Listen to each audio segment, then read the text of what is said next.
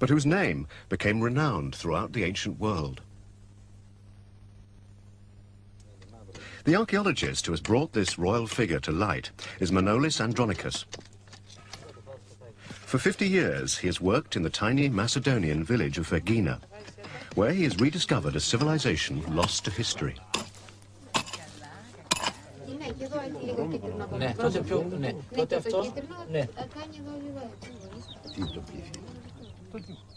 And in 1977, Andronicus made world headlines with the most spectacular archaeological finds made in Europe this century, hidden within this huge earth burial mound.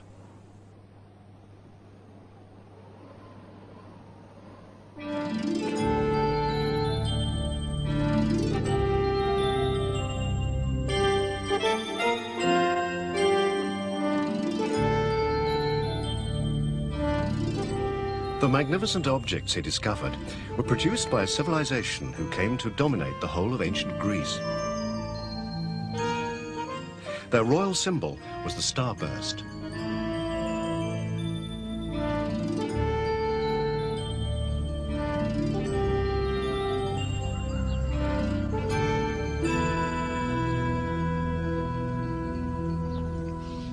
In 1989, after 12 more years of excavation at the site, Andronicus peers into another tomb. Put together, the evidence he has uncovered has overturned one of the most fundamental tenets of classical history, that the glories of Greek culture were only to be found to the south, around the ancient city-states like Athens. Macedonia, far away to the north, had been ignored as backward and underdeveloped because there was little historical evidence about the nature of Macedonian society. And so its sites remained buried and forgotten. Until in the 1850s, an adventurous French archaeologist, Léon Herzé, determined to travel beyond Mount Olympus. He journeyed north until he reached the tiny hamlet of Palatitsa, close to present-day Vergina. There he stumbled upon a ruined church, built from ancient stones and broken columns. What he found was intriguing, and investigating further around the church, he pieced together the outlines of a vast classical building. The ruins of Vergina clearly suggested that in the past, Macedonia had been more than merely a barbarian outpost.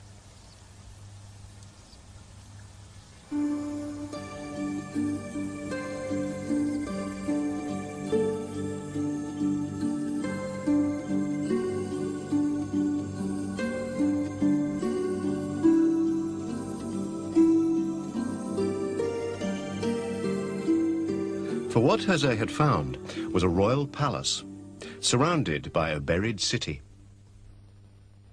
90 years later, Andronicus recognized the enormous significance of Herzé's original observations. He realized the importance of the site.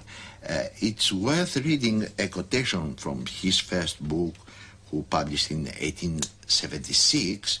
I read, "Will those who rake over the same ground after us wish to investigate the confusing debris to look for the lines of constructions buried below the ground? We earnestly hope so. If indeed there is a chance to solve the mystery that envelops the history of Macedonia, we are convinced that it lies in the hills of Palatitsa. Whatever the name of this unknown city, the importance of its ruins for Macedonia will be comparable to those of Pompeii." This quotation, this sentence is really prophetic, because after 100 and so years, now the results of the excavations proved that this place was very, very important, and we knew very many things about the history and the culture of Macedonians. The great importance of the site uncovered by Andronicus and the team he's brought together has transformed Vergina into a tourist attraction, and Andronicus himself into a well-known public figure.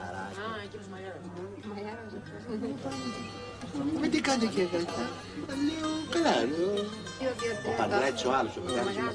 But in the early years, just after the war, things were very different. Then he worked virtually alone and with slender resources in his attempt to understand more about the lost city. He felt the most intriguing feature of the site, and the possible key to fulfilling Hersey's prophecy, lay 2 kilometers from the palace, where there was a massive earth mound or tumulus. 110 meters long and 12 meters high, the sheer size of the mound made it unlike anything Andronicus had seen before. At first he was unable to predict what or who lay buried within it. From 1952 onwards, he returned to the mound in several campaigns of excavation. And in 1962, he dug this massive trench, in which he encountered the shattered fragments of gravestones, which dated to the 3rd century BC. They'd been deliberately smashed, but why?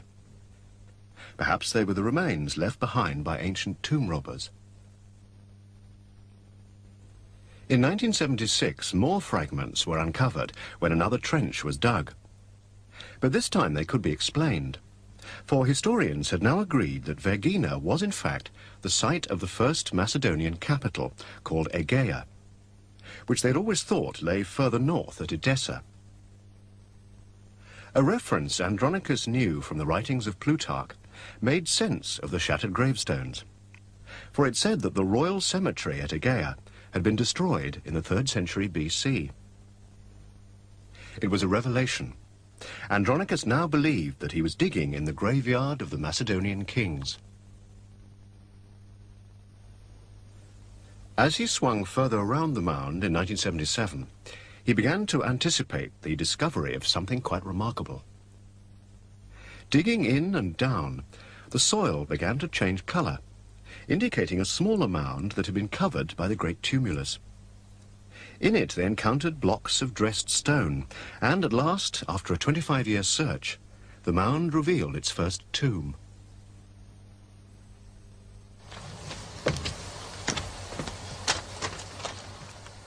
But when the tomb was opened, they found that all its riches had been plundered, except one.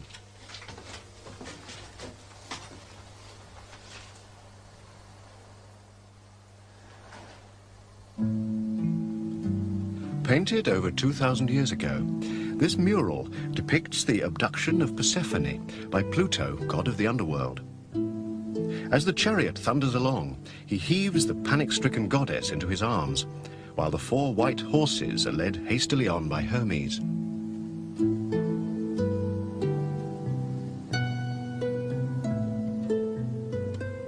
Persephone, daughter of the corn goddess Demeter, was taken off by Pluto to the region where the souls of the dead resided. Seen in this burial context, the abduction is a symbol of the transition from life to death. The painting reflects a society which had a close acquaintance with Greek religion and the wealth to employ a great artist. Project artist Yorgos Miltsakakis spent a year working in the tomb to recreate the mural down to its finest brushstrokes.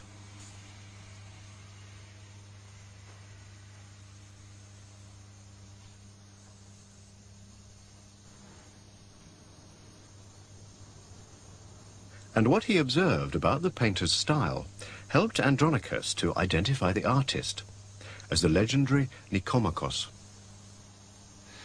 We have information from a Latin writer named Plinius about the style of Nicomachos, about the technique he used, I mean the colors and other details. And also we know that Persephone's abduction was included to Nicomachos' repertoire. And Professor Andronicus thinks that Nicomachos must be responsible for this painting.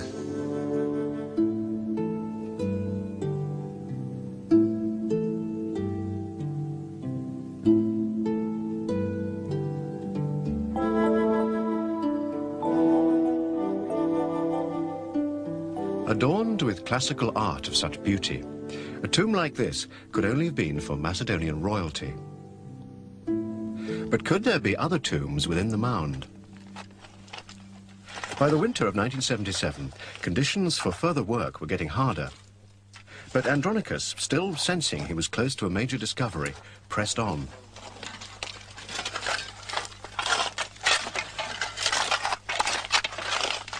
Finally, in the shadow of the huge wall of earth his excavation of the mound had created, another tomb was uncovered.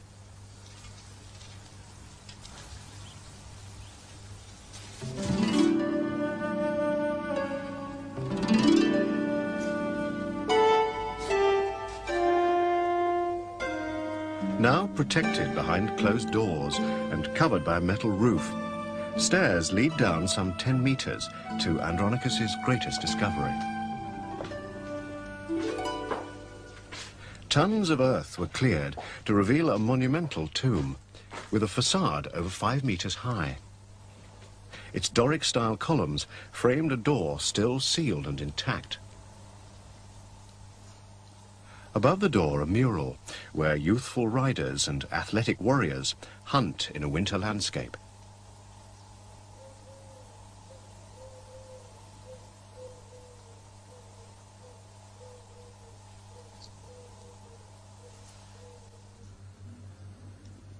Behind the facade was a large vault, some 10 meters long.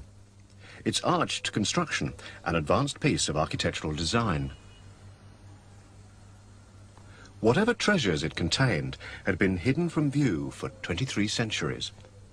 Until on November the 8th, 1977, the keystone was lifted and Andronicus peered inside.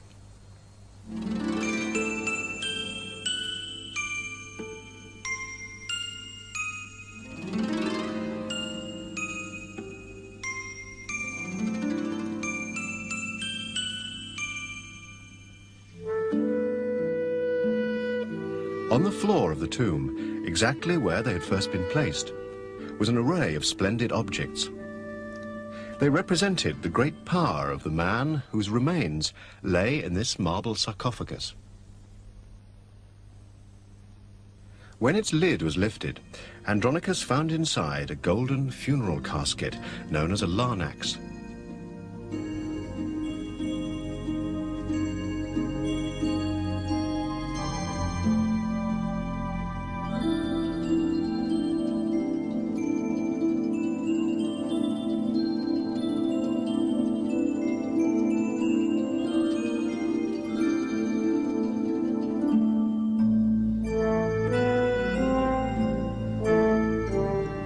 It opened to reveal cremated bones, stained purple by the decomposed cloth in which they'd been wrapped. Resting on top was a golden crown of finely wrought oak leaves.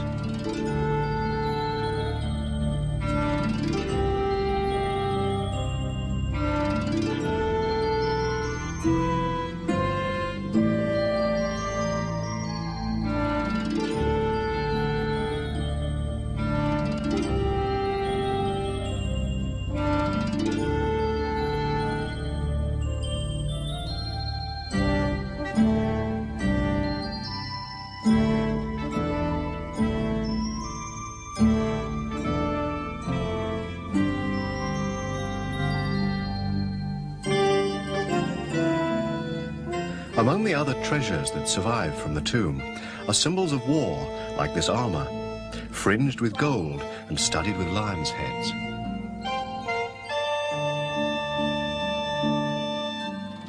And these gilded bronze leg guards or greaves.